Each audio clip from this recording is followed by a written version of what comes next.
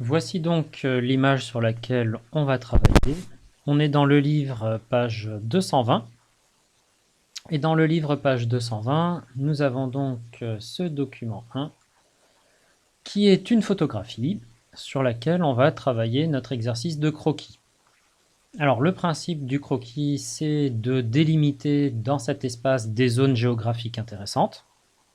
On a dit sur la fiche de travail qu'il va falloir en trouver 5, 4, 5, 6. Ça va dépendre un petit peu de vos choix. On a un petit peu de liberté à ce niveau-là.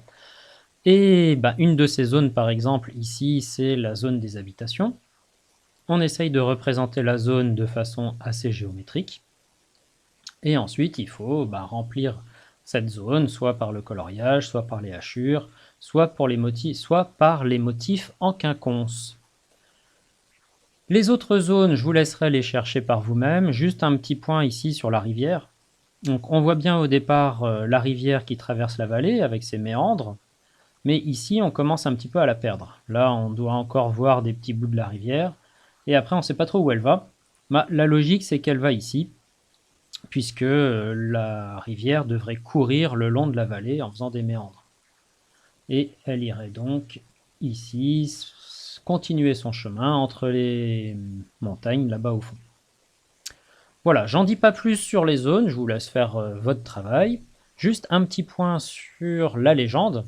Dans la légende, je voudrais bien, par exemple, pour ici, que vous ne me disiez pas juste le village. Il va falloir essayer de trouver dans le texte qui est au-dessus, dans le titre, ici, dans ces éléments-là, et un petit peu dans ce texte, essayez de trouver des choses pour enrichir votre commentaire dans la légende. Ne me dites pas juste ici la ville, point, le village, point, ou je sais pas, peut-être Padoum, point. Essayez de faire une ligne, deux lignes, avec des informations qui sont prises à droite et à gauche. 3500 mètres d'altitude, 1500 habitants, des champs d'orge et de blé. Voilà, essayez de piquer un petit peu à droite et à gauche, dans cette page-là uniquement. Donc le petit texte qui est là, le titre, ici les compléments d'information sur la photographie, et pour là, on a un petit texte avec peut-être quelques infos. On n'utilise pas la page 221. Donc sur le cahier, on essaye de faire une présentation sympathique. On note donc ces exercices, le titre sur lequel on est en train de travailler, habiter un espace à forte contrainte, et enfin l'exercice du jour qui va donc être le croquis de la vallée du Zanskar, document 1, page 220. On est donc en train de travailler sur un espace à forte contrainte, et on retrouve ici le travail qu'on a déjà fait de croquis. Donc, pour préparer le croquis, on va donc commencer par faire un rectangle dans son cahier. Alors vous pouvez tout à fait reprendre ce que j'ai mis en photocopie.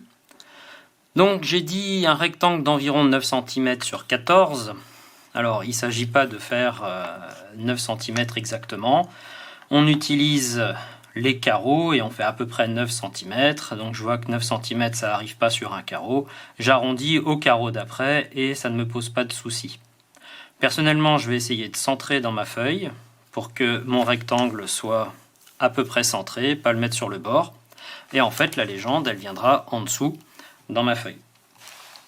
Donc, à peu près centré, à l'œil, pas besoin de faire des calculs, sauf si vous voulez être extrêmement précis. Et on a donc dit 9 cm, 14 cm en largeur. Alors, 14 cm en largeur, ça nous donne à peu près ça. Tac, et 9 cm de large, qui nous donne à peu près ça. C'est bien parce que ça retrouve ce que vous êtes en train de faire en maths sur les rectangles. On n'a juste pas besoin de l'équerre cette fois-ci, puisque on a les carreaux du cahier qui nous aident.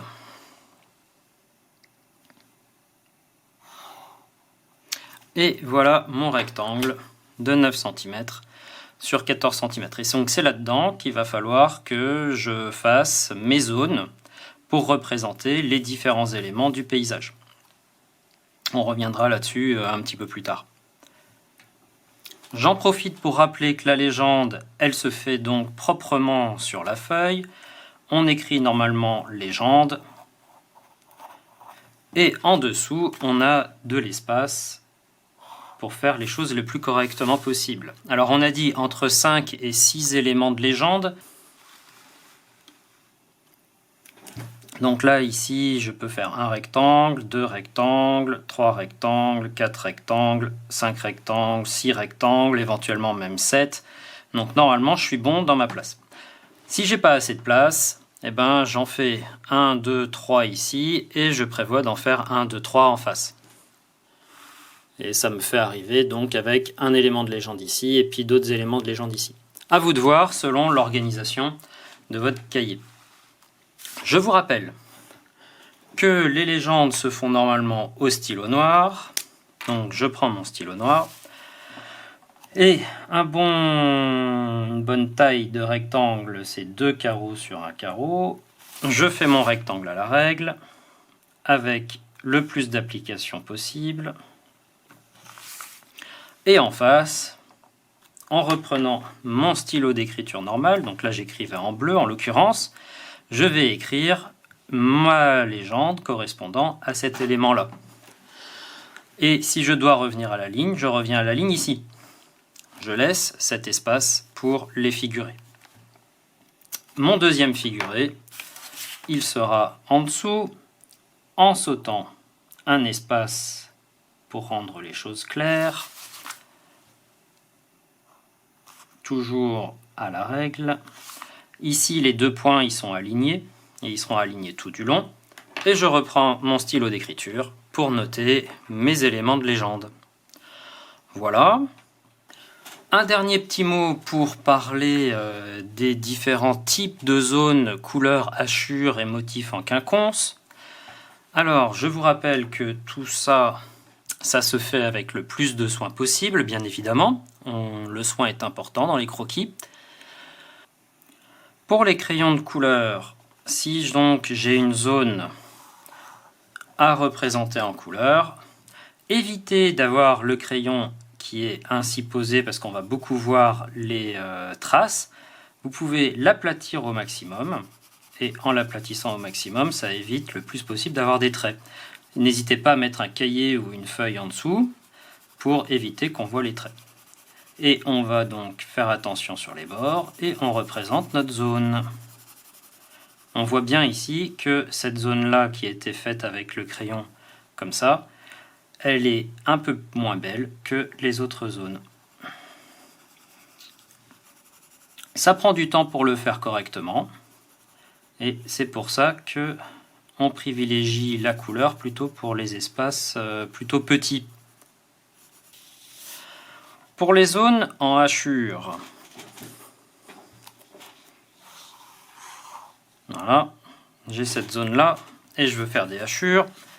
Donc je vous rappelle que les hachures, elles se font à la règle et elles se font au stylo noir également. On peut faire des hachures horizontales, on peut faire des hachures verticales et on peut faire des hachures en diagonale à 45 degrés. C'est tout ce qu'on peut faire. On prend sa règle, on fait un premier trait, et ensuite on essaye de descendre en restant parallèle. Et là, il faut faire à l'œil, à peu près tout le temps, la même distance entre chaque hachure. Alors c'est à l'œil. Ceux qui veulent le faire très bien peuvent mesurer, mais je pense que c'est quand même une perte de temps. Il faut s'exercer à l'œil, réussir à faire à peu près les traits parallèles et à la même distance les uns des autres. Voilà. On peut prendre des espaces assez larges, ce qui permet d'éviter de faire 36 000 hachures. Enfin, il vous reste les éléments qui sont en quinconce, les motifs en quinconce. Donc pour faire des éléments en quinconce, alors soit vous faites des croix, soit vous faites des points, soit on a le droit au tiret également. Alors les points, c'est pas forcément très pratique parce que quand on les fait petits, on les voit pas.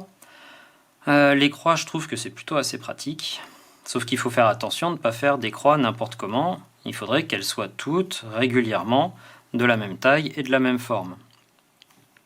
On commence à se faire une première ligne de croix. On les espace un peu, comme ça on n'en fera pas 15 000. On essaye de faire en sorte que la distance soit à peu près la même. Et ensuite, on va au milieu de cette ligne-là faire le deuxième trait, la deuxième croix, et on fait sa deuxième ligne. La troisième ligne, elle revient sur les éléments de la première ligne. Tac. Ici, là, j'aurais pu en mettre une là. Et ensuite, ici, la ligne suivante, je reprends là. Et ça me donne les endroits où je dois mettre mes croix. Ici, je reprends cette ligne-là.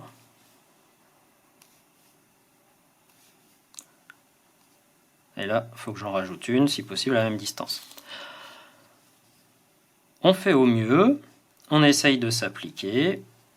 On voit ici que mes croix ne sont pas également toutes pareilles, mais le rendu est quand même satisfaisant. Ici, je peux mettre une croix encore. Là, je peux pas trop, enfin ça toucherait un peu. Voilà.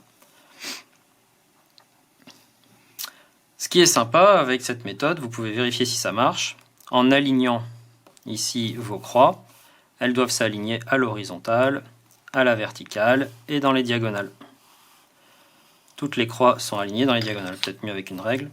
Ici, toutes mes croix sont alignées en diagonale, quasiment, là c'est pas excellent. Les croix sont alignées également à l'horizontale. Les croix, j'étais à la verticale là. Les croix sont à l'horizontale et sur l'autre diagonale. Voilà. C'est comme ça qu'on peut vérifier si on a bien fait notre quinconce. Voilà, je vous laisse travailler et découvrir les différents éléments. Et on se revoit la prochaine fois pour une correction, j'imagine. Bon travail à vous!